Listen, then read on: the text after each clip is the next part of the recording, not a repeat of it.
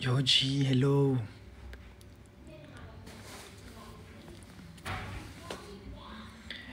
Guys, pupunta kami ng Marina Mall ngayon. So, lahat po ng mga naghintay sa Dubai Mall, pasensya na kasi tulog pa rin po si Yobab hanggang ngayon. Kaya bumubulong ako. Kasi tulog pa rin siya. So, baka hindi na kayo matutuloy sa Dubai Mall. Pupunta na lang po kami ng Marina Mall. Marina Mall ba tawag doon? Ayun, so kung po may mga nandun po sa Marina Mall, see you po. Hello po, hi Bricks and Edits. Gars, oo. Good evening, who's Cyrus? Hi Diana, hello po. Hello Mea.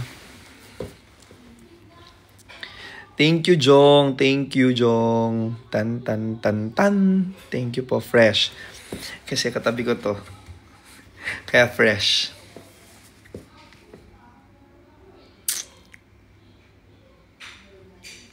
Hi Pauline, sabi ni Marvin. Ay, sobra ka. Nag-uusap ka. Uy, thank you Serge. Thank you so much Serge. Igop, thank you Violet. Hello ka Balen. Hi po Jason. So, we thought po na magigising si Yoba, pero hindi. Kasi pinakain pa ng sopas. Tuloy hindi nagising ang tao. Nabusog. Nag-dinner na po kayo. May sopas po dito, so lalagyan lang po namin ng kanin yung sopas. Kasi masarap naman. Tsaka ang daming sahog ng sopas, so pwedeng ulamin. Riha, hello po. Engineer Norms! Hello, Jams. Hello. Saan na po si Dada Bricks? Kumakain po si Bricks. Wait lang. Pakita ko sa inyo. Low-bat kasi ako eh. Pwede pa tong charger na to? Bricks, hanap ka nila. Ito, kumakain po. Ayan po si Yobab. Talog pa si Yobab. Ayan. Ito si Bricks. Ayan po yung sopas na ginawa ni Yobab. Tapos may kanin po. Ito po yung sopas. Ayan siya. Kumakain pa po. Tapos may hotdog po dun. Tapos ayan po yung cochinil. So yan, kumakain po. Hindi pa para istorbohin natin ng mga tao.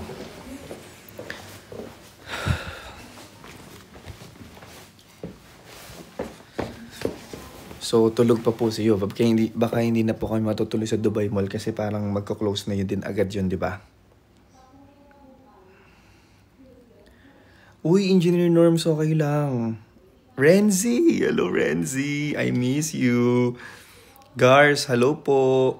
Sa mga Lonely Babies, hello, Marlon, moment na ba? Nejimon, gusto kong man mag-moment kami kaso kailangan na pumunta ng Marina, magka-quick. Uy, Engineer Norms, thank you. Magka-quick dinner lang daw si Bricks. So, hindi pa naman ako masyadong gutom. Feeling ko kaya ko pa.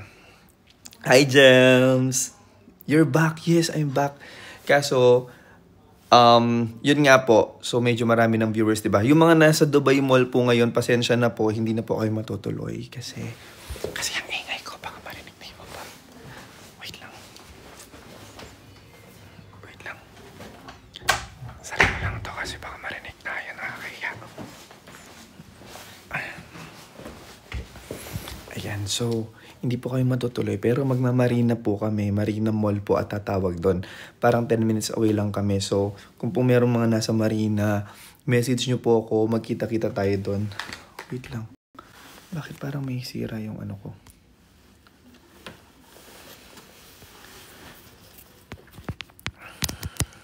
Thank you, Yua. Thank you po. Nalobat ako kanina kaya nawala. Nalobat. Hi Jamaica, Jay, hindi na kami makakapunta ng Abu Dhabi. Sorry. Enjoy your stay in Dubai. Thank you, Engineer Norms. I love you. Thank you po. Kailan uwi nyo? Ang flight po namin is 31. Pero since 8 hours po yung flight, makakarating po kami ng Pilipinas ng Feb 1. Tama, Feb 1. Sa Dubai Mall, hindi na po kami makakapunta ng Dubai Mall. Sa ano na lang po siguro kami sa Marina Mall po dito. Punta kami dyan, 11. Uy, Edwin, oo. Punta lang kami ng Marina Mall.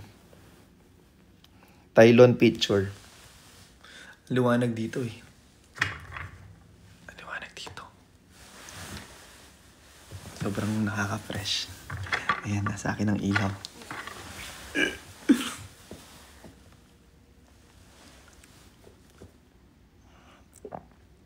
Sure, sige, tawagan mo ko.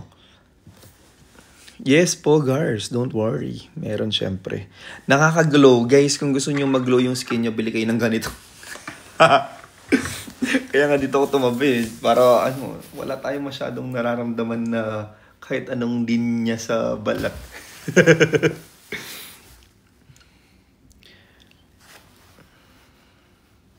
Ayun. So, sasabayan ko lang din kumain si Brick siguro. Parang nakaramdam ako ng gutom. Hindi ko na kayo makikita. Tomorrow, parang ang flight kasi namin tomorrow is 5 p.m. So, baka late check out kami ng 1 p.m. dito sa hotel. Tapos, diretso na po kami ng airport. Parang may muta pa ako.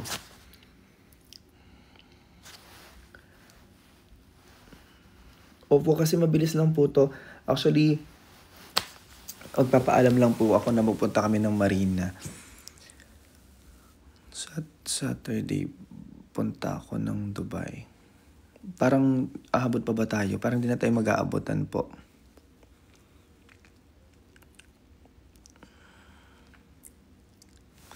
Ano daw?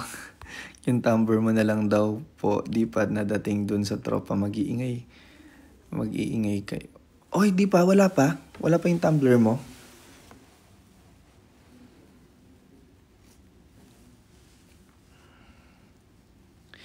Guys, hindi kami si Marvin, hindi magtatampo si Marvin. Maghapon talaga kayo magkausap niyan. Hindi yan magtatampo. Huwag kayong mag-alala. Ay, totoo. Ba't ang tagal? Engineer Norms. Uy, alam nyo, mayroon pala akong i-open sa inyo. Actually, in-open ko na to dun sa isang namin group. Pero, guys, nung nag-live kami, tumawag sa akin yung courier. Merong 18 tumblers na umorder na niloko lang po. Parang gumawa siya ng account name, gumawa siya ng account number, ng account name tsaka phone number niya. Tapos, ibang tao po yun, as in ibang tao. So, nung dinideliver na po yung 18 tumblers na binili niya nung during live, babalik lang po lahat yung sa akin kasi wala po pala talagang ganung tao. At yung number po is inimbento lang. So, sana wala naman pong ganun. Kasi, na-sold out mo yung item ko kasi bumili ka ng 18. So, hindi na nagkaroon ng chance yung iba na bumili. Tapos, bogus buyer pala. So, parang niloloko mo lang pala kami nung live. So, ayun, kung meron mga naiinis or hindi makasabay sa humor, mag-scroll up na lang kesa sa, 'di ba? Alam mo 'yun, parang sobrang sama naman ng ugali mo para gawin 'yun. Kasi aside sa babalik sa akin yung item, yung shipping fee nun, ako magbabayad papunta doon, pabalik ulit sa akin. So, ayun lang. Nakakasad lang yung mga ganun tao. Sana kunin ka na ni joke lang. Sana wala nang ganun. Kasi, di ba, nakakasad yun na hindi nagkaroon ng chance bumili yung iba dahil sinold out mo siya. Tapos, hindi naman pala totoo yung buyer. Di ba, ang pangit ng trip niya. Di ba, sana nakabili yung iba kasi agad, kaya pala nagtataka ako bakit nung paglagay nung bagong item natin, sold out agad, pero the problem is, ang daming bumabalik sa akin ngayon na tumblers. Hindi ko alam bakit. Isa lang yung 18, yun kasi yung 18 pieces kasi yung pinakamarami. Kaya yun nung tumatak sa isip ko. Pero ang dami pang bumabalik na item sa akin during live na hindi po totoong bumili. So, ayun, nakakasad. Kaya sabi ko, okay, bawi na lang siguro sa susunod.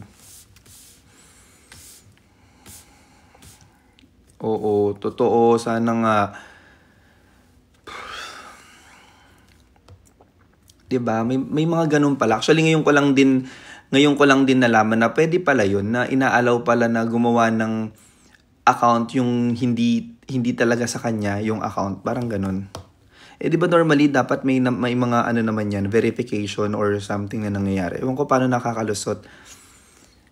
Di ba, Serge? Totoo. Kaya sabi ko okay lang, sige bawi na lang tayo. Kasi nakita niyo rin naman yung effort nung live. 'Di ba? Ang lala din naman. Totoo, Serge. Sana nabili ko pa yun, sabi. 'Di ba Violet Cano? Sana ikaw na lang, totoong buyer ka pa. Oo, ang problem, ako pa yung nag-abono sa ganung tao, pero wala, siguro ganun. May mga ganun tao talaga na walang magawa sa life, na hanggang ganun na yung level na kaya nilang gawin sa kapwa-tao nila. So, di ba Admin Mark? Totoo.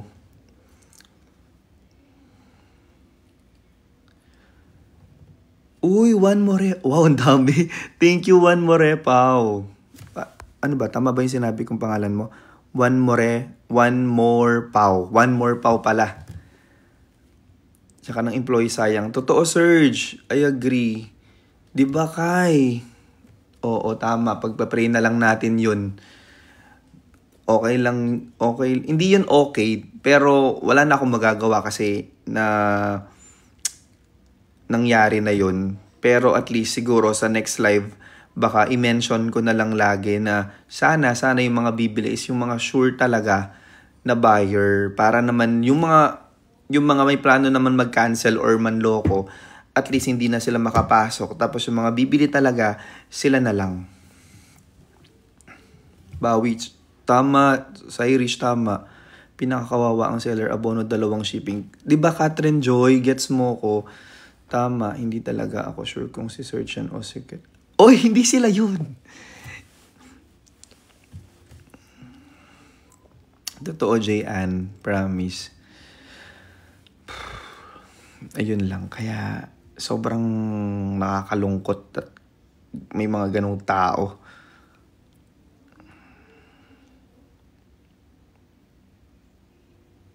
Ang bait mo, di mo makuwag magalit. Actually guys, sa totoo lang, mas nalungkot ako kaysa nagalit. Alam mo yun? Kasi sa feeling ko naman kung magagalit ako, wala naman din mangyayari. Pero yung malungkot ako, yun ang hindi ko mapipigilan din kasi. So, sabi ko, yan na. Wala na tayong magagawa dyan. Siguro, na lang, bawi na lang sa susunod para makakuha talaga ng sure buyer talaga.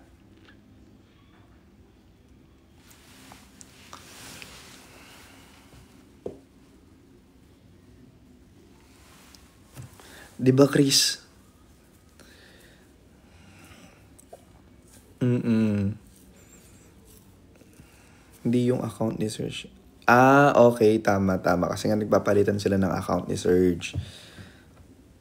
Hindi po ako yung bogus buyer, guys. Oo, hindi si Engineer Norms. Wag naman. Hindi siya yun, ha? Hindi siya yun. Naalala ko lang siya. Hindi si Engineer Norms. Grabe kayo. Sana si Dada. Guys, kumakain lang si Bricks. Thank you, Kai. Oo, nakikita ko nga. Guys, sa lahat ng bumili at nagtatag dun sa IG natin, thank you so much po. Nire-repost namin yan. Alam mo, Zer, yan ang Ezner, tama, Zener, basta yon. Tanggalin na lang ang COD. Alam nyo, yan yung advice nila sa akin na kapag nagla-live kayo, tanggalin nyo yung COD para hindi daw makapasok yung mga bogus buyer.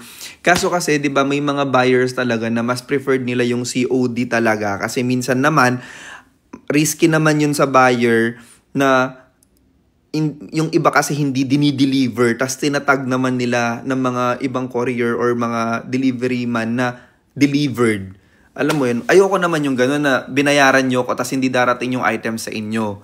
Tas itatag nila as delivered. Kaya halos lahat ng bumibili, COD ang preferred nila na mode of payment. Kasi nga, nahihirapan din tayo kapag naman binayaran nyo na siya tapos hindi dumating sa inyo pero natatag siya as delivered. So mas ayoko yun. Okay lang naman na ako na yung sa akin na bumalik yung ganun. Kesa naman dun sa mga sure buyer, tapos mas malaki yung ginastos nila and yet walang item na dumating. Ayoko ng ganun. 'Di ba? So ang hirap din. So siguro sabi ko nga baka talaga ganun, baka talaga may ganyan. So kailangan na lang sigurong tanggapin. Pero sana mabawasan. Kasi ang dami pong bumalik, promise. Kahit ako nung nagla-live ako, nagtataka ako, sabi ko, ba't ang bilis ma-sold out? Ba't ganun? Parang, dahil ba, sobrang effective talaga namin na live seller ngayon kasi nagsama-sama kaming lahat. Kaya ba madaling ma-sold out? Or talagang,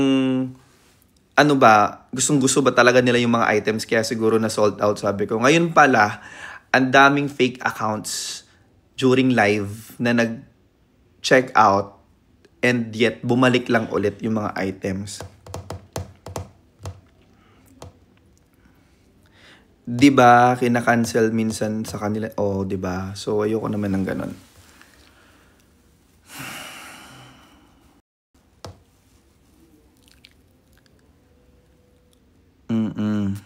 So yun, guys ha.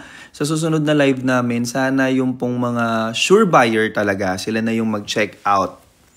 Wag na po tayo, wala nang mga ganong buyer. Ang hirap po talaga, ang hirap kumita ng pera. Tapos may mandoloko pa sa'yo. Diyos ko, 5 oras po kami. Alam nyo, after ng live guys, halos nakatulala na lang kami nila Justin, nakatulala na lang po kami sa na habang kumakain kasi sobrang yung social battery namin naubos. Tapos sobrang pagod kami dun sa 5 oras na live na yon. Sabi ko nga, okay lang, worth it naman kasi halos na sold out yung mga items naman. Ganyan pa naman kami. Ngayon pala, minadali lang talagang i-check out. Siguro para patahimikin na rin kami, baka nabibwisit na sa kaingayan namin, kaya ganun. 'Di ba? Oo nga, bakit hindi ganun yung binaban? Yung pa naman yung pinakamatagal na live namin. Hi, Mami Ems. Hi, likes. Kumusta po? Epal yun. Oo, paos malala, 'di ba, Julie? Tito Lon, may mga nagreklamo sa akin yung rider daw nag-cancel first attempt pa lang daw. Yes, may mga ganyan din po. Actually, nag-report na po ako sa TikTok shop sa mga riders po na nagka-cancel. May mga riders din kasi siguro na kapag one call lang, hindi na natawagan yung customer. Ayaw na nilang, di ba, may mga ganun eh. Hi, Joy Lalu. What's up? I-report yung rider. Guys, ang pwede lang mag-report ng rider is yung buyer. Kami, pwede lang kaming mag-send ng appeal. Ganon. Or complaint po na ganon yung rider. Pero tinatawag ko po sa customer service nila. Tapos nire-report ko po talaga. So pag may mga ganong buyer po, i-message nyo ako para ma-report natin. Kasi may mga names po. May mga names yung mga rider. Naging na to. Naging sumbungan ng bayan na tong live na to. Sorry po. May balik naman yun tayo. Yes, Alex, feeling ko meron yan. Christian. Chani ko yung rider. Christian, ba't naman kasi hindi mo dineliver ng maayos? Tapos tinag mo siya as delivered. Sobra ka na, Christian. Sabi ko sa'yo, delivered mo na mas. Tawagan mo muna yung customer. Huwag mong i-cancel. Mag-iba ka ng ruta, Chan. Iba ka ng ruta. Mag-iba ka ng area.